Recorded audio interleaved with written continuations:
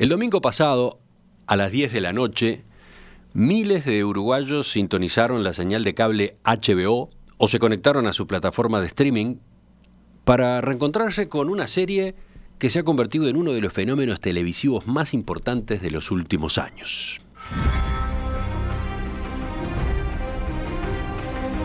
Ese día se estrenó la octava y última temporada de Game of Thrones, Juego de Tronos.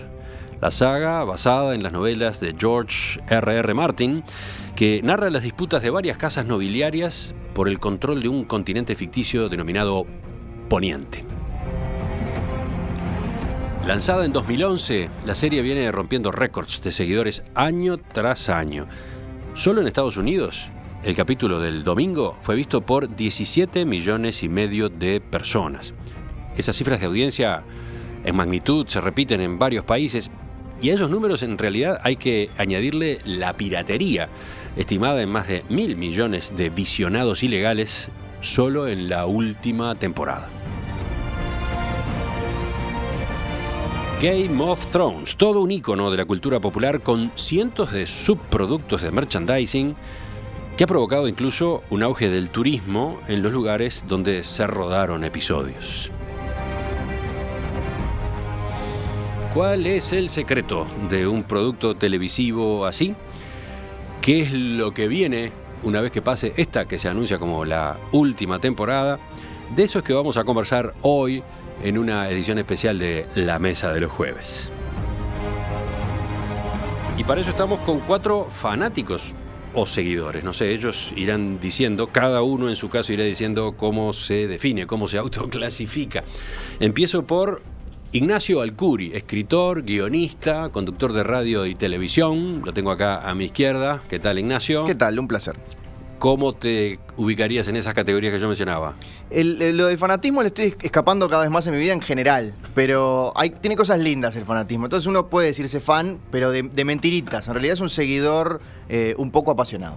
Karina Novarese, periodista, gerente de contenidos en El Observador, habitual integrante de nuestras tertulias. Buen día, Karina. Último minuto. ¿Cómo? Sí, llegando al último minuto porque uno se confía con la Semana Santa y me agarré la poda de árbol. Bueno, fanática, seguidora, ¿qué es? Yo soy bastante fanática en esto. Estoy de acuerdo con que los fanatismos no son buenos, pero en una serie de televisión o en algo que tenga que ver con la música, con las artes, el fanatismo creo que es bueno. Sigo con los saludos. Ahora a distancia. Adriana Marrero, doctora en Sociología, profesora, investigadora, la conocen de La Mesa de los Lunes, aquí en Perspectiva. Buen día, Adriana. ¿Qué tal está Piriápolis? Bueno, ¿qué quieres que te diga? Estoy viendo un mar totalmente calmo, sereno, con un cielo diáfano. Más envidia no puedo dar, ¿no? Bueno, ¿y en qué categoría te colocas en relación a Game of Thrones? Bueno, yo creo que no sé si, de nuevo, lo de fanatismo es un poco extremo, ¿no? Pero yo te diría que en el 2018 me faltó algo. Y bueno, justamente fue un año donde no hubo temporada de Game of Thrones y la extrañé. La extrañé y bueno, veo cosas por allí o bueno, releo los libros, ¿no? Bueno, eso ya te define. Sí. Suficiente. Gastón González Napoli, periodista, integrante del equipo de producción de En Perspectiva. Lo conocen por La Mesa del Tiempo Libre los viernes después de las 10:30. Buen día, Gastón.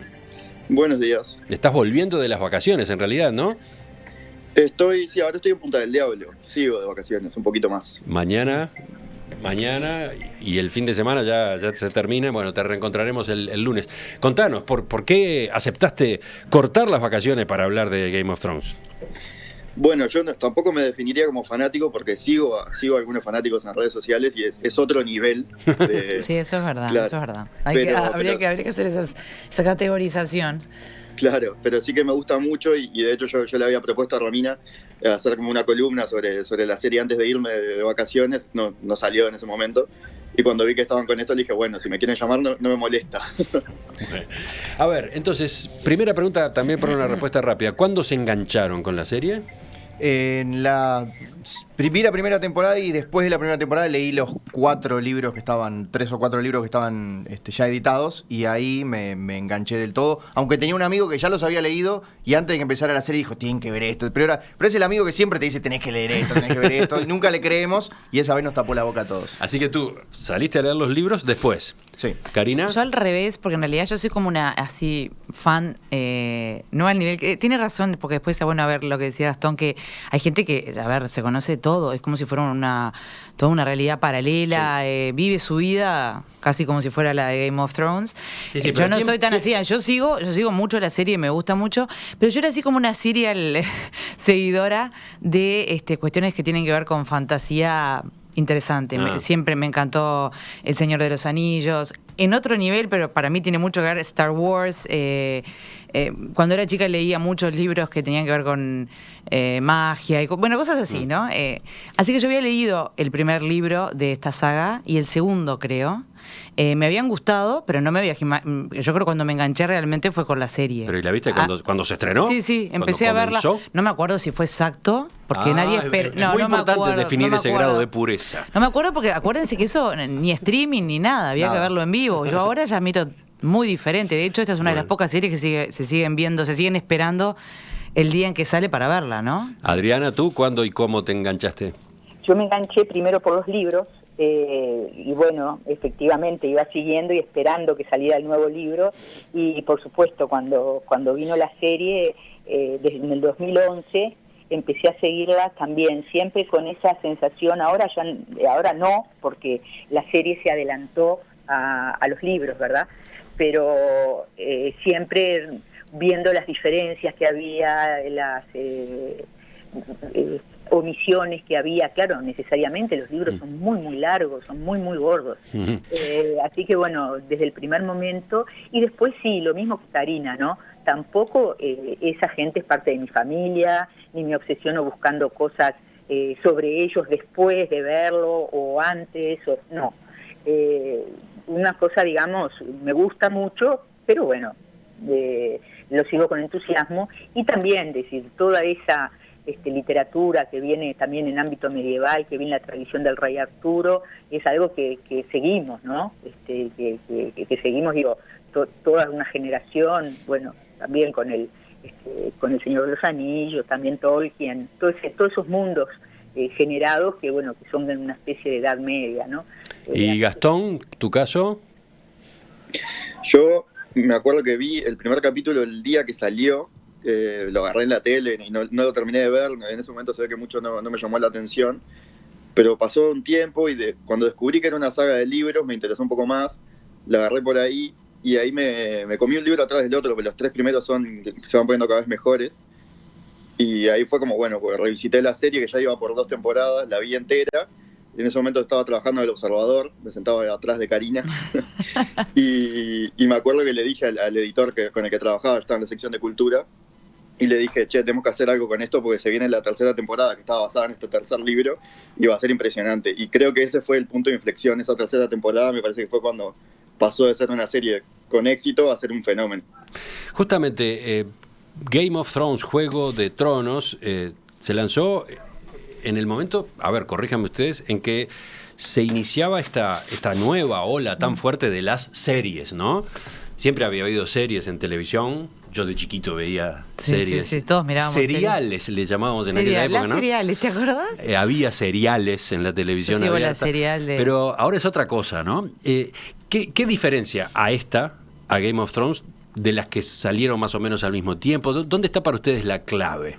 ¿Ignacio? Creo que hubo una especie de, más allá de que podemos después entrar en puntos dentro de la ficción, hubo un fenómeno como de bola de nieve, de cosa positiva, de cuando se fue enganchando más gente, cuando se fue volviendo un fenómeno, se convirtió en una experiencia social, justamente esto de ver los episodios todos al mismo tiempo y tener algo para comentar el otro día. Lo que pasa con mucha gente con el fútbol, que... En la era de las redes también, muy a full, ¿no? Pero además de eso, creo que existe algo distinto cuando sabés que lo estás viendo al mismo tiempo con muchísimas personas. Entonces, cuando pasó ese punto de quiebre, que puede ser perfectamente la 3ª temporada, se volvió algo como imparable, en donde...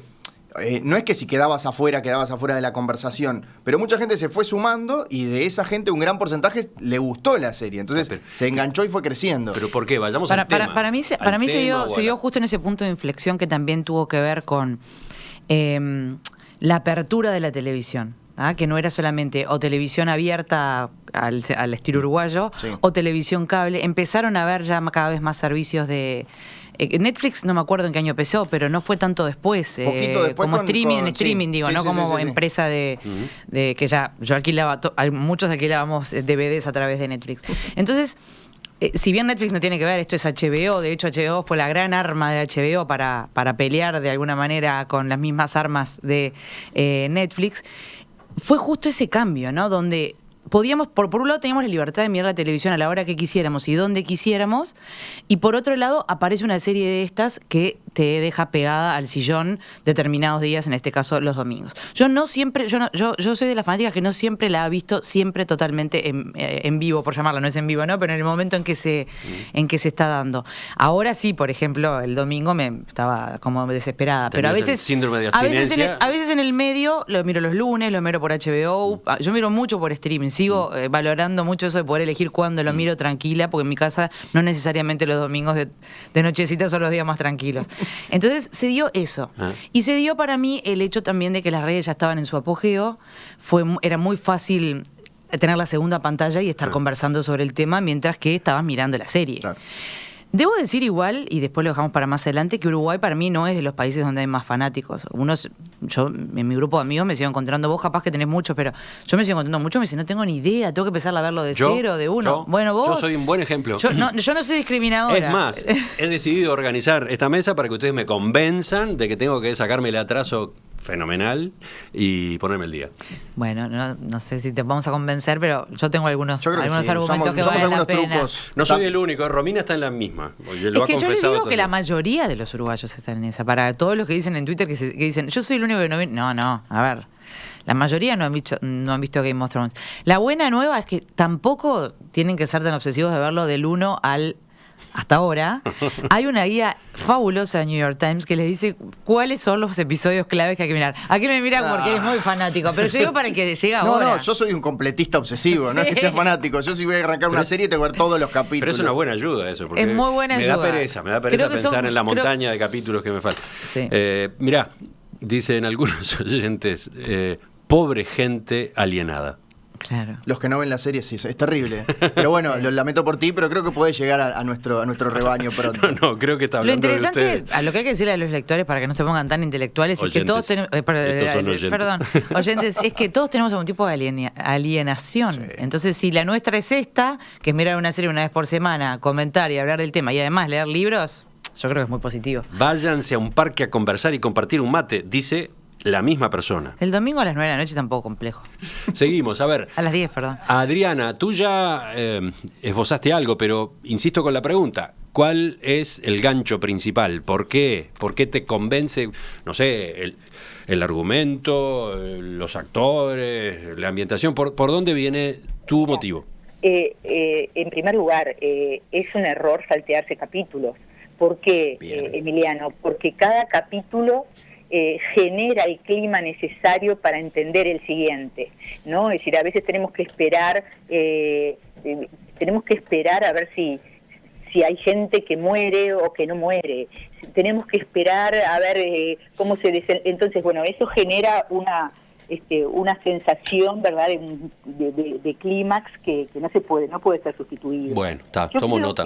Dejo de lado esa posibilidad.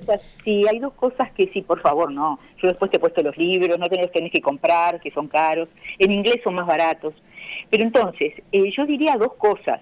Por un lado, el alto, decía allí alguien, decía, esto es una experiencia social, pero es además una experiencia sensorial. Sobre todo El Señor de los Anillos, que no es una serie, es una trilogía, marcó un estándar de calidad técnica en materia de creación de efectos fantásticos que hacen que, verdaderamente aquello sea la fotografía, la música, las actuaciones muy cuidadas, los personajes que son actores de primer nivel, hace que la vara en materia de experiencia, que además recordemos es una sola hora, sea muy muy muy grata. Y luego los temas, es decir, lo que verdaderamente engancha, me parece a mí, es la idea esta de el juego de tronos, un juego de poder. y nos permite acercarnos, meternos adentro de la cabeza de quienes gobiernan y de quienes nos gobiernan. Los que tienen el poder, cómo mantienen el poder. ¿Qué tiene que ver el poder con la ética, con el amor? ¿Qué tiene que ver el poder con el odio o con las propias características psicológicas de cada uno de los personajes? ¿Qué busca cada uno y cómo lo hace? ¿Cómo gobierna cada casa? ¿Qué principios tiene cada casa o falta de ellos para mantener el poder?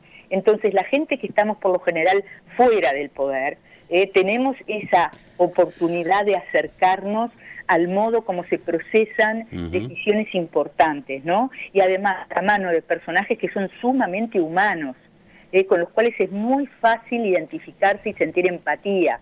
Entonces, es un abanico de personajes tan variados, con características tan diversas, que además de los villanos, que son villanos irredentos, siempre hay alguien con quien, no importa quién sea uno puede identificarse. Enseguida voy a Gastón, pero Ignacio, ¿esto de la intriga política es fundamental? Sí, yo creo que es la base de la trama. Es muy interesante lo que dijo. Lo único que le agregaría es que además de 2 o 3 villanos recontra infames, es muy interesante cómo el resto de los personajes son sanamente imperfectos. Eso. Y a través de las cosas que hacen bien los malos y las que hacen mal los buenos, se va construyendo todo eso. Pero hay muchísimo eso del intercambio de poderes, del intercambio de territorios y de cómo negociamos para sobrevivir, básicamente. Gastón, perdón, no, Karina. que a diferencia de las series tradicionales o muchas que capaz nos hemos colgado, no hay heroínas o villanos perfectos en su totalidad. Todos tienen algo de lo que siempre tenemos, que es la bondad, la maldad, los errores o los aciertos de un ser humano. A veces muy complejos, ¿no? Sí. Gastón, falta tu respuesta a esta pregunta. Sí, para mí tiene mucho de eso, de todo lo que han comentado. Agrego 3 cositas rápidas. Para mí, por un lado, ya en la 8ª temporada, parte del gancho, creo yo, aparte es el 9º año, porque el año pasado no hubo. Entonces tiene algo de esa gente que justamente se siente alienada, que es bueno, porque todo el mundo está hablando de esto, ¿qué será, no? A mí me pasó el año pasado, creo que por primera vez, sentirme completamente por fuera de la conversación cuando estaba todo el mundo con La Casa de Papel. Y no es una linda sensación que todo el mundo esté hablando de algo y vos no entiendas nada. O sea, creo que debe haber habido gente que se fue subiendo al carro en los últimos años para ver de qué es esto de lo que habla todo el mundo. La parte política seguro fue el primer gancho, porque si bien es una serie fantástica, hicieron algo muy inteligente, tanto Martin, el autor de los libros, como los que lo adaptaron a la serie, que fue dejar la fantasía de costado e irla sumando de a poco. Entonces los que quizás a la fantasía le tienen un poco de miedo, como que les cuesta entrar, fueron entrando por el otro lado. Pero para mí el gancho principal de esta serie es que tiene una así como necesidad constante de subvertir convenciones. O sea, todo el tiempo era eso de que podía pasar cualquier cosa en esta serie. Entonces nunca sabías qué esperarte y eso la diferenciaba del resto. Y si bien ahora, como la serie está terminando, empiezan a suceder cosas que quizás ya eran como necesarias que pasaran, empieza a aparecer un héroe o más de un héroe que es como más tradicional, hasta hace poquito era algo que era todo el tiempo sorprendente.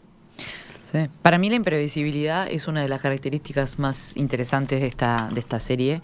En otras series a veces pasaba alguna cosa impredecible, pero no todas. Acá es como que realmente casi todas son bastante difíciles de predecir en la trama. Cuando uno dice, incluso ahora, y no vamos a hacer spoiler porque ya escuché al oyente muy preocupado, aunque bueno, hablar de esto sin hacer spoiler, está medio bravo.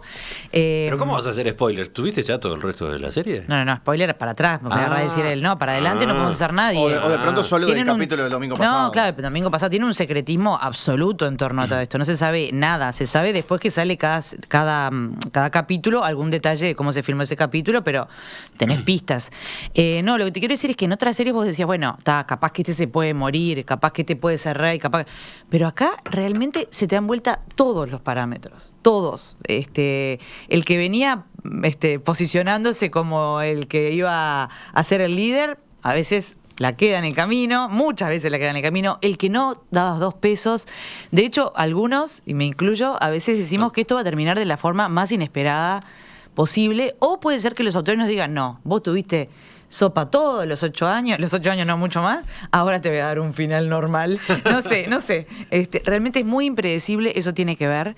Y para mí la parte política, tal como la escribían, de hecho les recomiendo para los que les gusta esto, un artículo que salió en Vox esta semana, que es un especialista en relaciones internacionales que analiza esta serie en base a la teoría real de las relaciones internacionales. Y es muy buena, muy denso el artículo, pero muy bueno. O sea que realmente George R. Martin y los guionistas tienen en cuenta la realidad, a pesar de que esto es pura fantasía. Pasaba, creo que justamente el momento que explotó fueron esas primeras 3 temporadas en las que todo el mundo te decía, a partir de los libros también, no te encariñes con nadie, porque eso era una característica de la literatura de Martin, especialmente en esta saga, que creaba personajes y cuando estaba todo, tenían tanto potencial, y vos decís, un autor con este personaje que tiene tanto potencial, todo lo que se viene por delante, tiene mucho para contar, y él decidía básicamente a veces literalmente cortarle la cabeza sí. Y empezar a hablar de otros personajes. Creo que a esta altura pasan 2 cosas. Estamos como en el tercer acto, ya un montón de personajes interesantes se fueron, y es difícil pensar ahora qué puede pasar. Aparte quedan solo 5 episodios. Es cierto que puede haber un final un poco más clásico, no sabemos. pero... Yo tengo duda de todo. Sí. Dice, por ejemplo, Ana Inés, game es lo más. Te da vuelta todo el tiempo. De paso, ¿cómo le dicen ustedes? ¿Le dicen Game of Thrones, Juego de Tronos, GOT? ¿Qué hacen? Nosotros estamos diciendo Game of Thrones, incluso en el diario, así con ese manual de estilo que hay, decidimos decirle Game of Thrones. Ya no me acuerdo cuál es la razón. Los que saben realmente en el diario, que son Emmanuel Berman y Nicolás Tavares, los que así los re fan y los que escriben, ellos dicen que digamos Game of Thrones. Yo le digo Juego de Tronos porque a veces no me sale y quedo trancado por el camino. Thrones. Pero creo que está todo... ¿Tú, Gastón, cómo le decís? Sí, Game of Thrones, GOT, es el Domingot, esa es una especie sí, que me gusta mucho. También. ¿Y Adriana?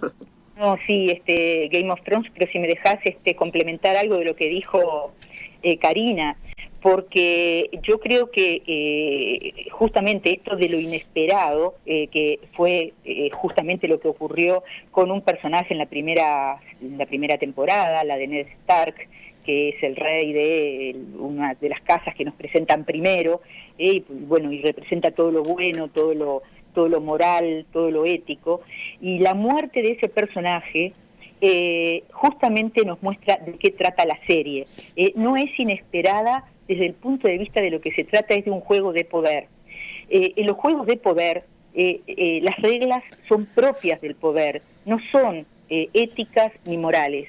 Un personaje que se comporta de un modo absolutamente ético y moral puede no tener lugar en un juego de que lo que se trata es de mantener el poder. Entonces, no es el lugar de la ética, es el lugar de la realidad, de quién puede más. Entonces, ahí es donde nosotros tenemos que comprender estas muertes inesperadas, ¿verdad? Que a nosotros, para nosotros son inesperadas porque estamos acostumbrados a series y a las narrativas tradicionales, más tradicionales. Más convencionales, pero además donde los buenos son buenos y a los buenos les va bien. Pero resulta que en la realidad nosotros sabemos que a los buenos no les va bien. Es decir, Trump ganó, Bolsonaro ganó, es decir, a ver, no es a los buenos a los que les va bien. Y esta cosa de marcar inmediatamente cuáles son las reglas, también ha sido usado en el cine. Yo recuerdo, por ejemplo, en una película juvenil, en Scream, que la protagonista, que es Drew Barrymore, ni más ni menos, muere en la primera escena. Aparece Drew Barrymore y muere en la primera escena, y a partir de ahí decimos cualquier cosa es posible, porque se trata de otra lógica. Y dentro de esta otra lógica del poder, que no tiene que ver con lo ético tiene que ver más bien con las fidelidades de los subordinados, de los reyes menores respecto a un determinado rey, de los vasallos, porque es un sistema feudal, respecto de la persona de la persona a quien ofrece sus servicios. Brienne of Tarth es un ejemplo, ¿verdad?, de ese tipo de fidelidad, y después luego, honores que tienen que ver con cada una de las casas distintas, ¿no? Uno es, no sembrar, el otro es siempre pagar las deudas, el otro es... Entonces, la manada sobrevive, y los individuos no. Entonces, todo eso nos instala en una realidad que es muy inquietante, porque al mismo tiempo nos habla de nuestras experiencias, cómo actuamos bien y nos va mal, y cómo otra gente actúa mal y le va bien. Y en este juego de poder, como si esto no fuera suficientemente complejo, se agrega un elemento que me parece súper importante para que después lo veamos, que es el tema de la relación entre la religión y el Estado, entre la Iglesia y el Estado, en una trama que no reniega de la existencia de un Dios, no es que Dios exista o no exista, sino que los funcionarios de Dios son imperfectos y cuáles son las consecuencias de que los monarcas tomen decisiones atendiendo a sus dioses. Aquí han quedado nuevos puntos a considerar. Vamos a poner una pausa. Entre los mensajes de los oyentes hay de todo. Están los que no han visto House of Cards y tienen curiosidad. House of Cards, no. Digo House of Cards porque aparecen las referencias. También fue adictiva. No, pero además aparecen comparaciones, referencias. Digo, están los que no han visto Game of Thrones y tienen curiosidad. Están los que no la han visto y militantemente se plantan en que no la van a ver. Están los fanáticos, están los seguidores y están los que la han visto y se desencantaron. Ejemplo de este último tipo, Enrique, dice: intenté ver Game of Thrones, no duré nada. Sin ánimo de ofender, me pareció un producto diseñado para no fallar.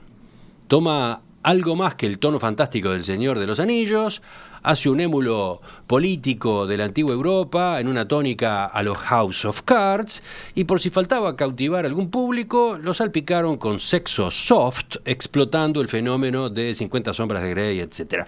Personalmente no le veo sentimiento real a la serie, solo tuvo de ensayo, diría una serie de diseño. Bueno, Enrique, que está muerto por dentro, le mandamos un abrazo.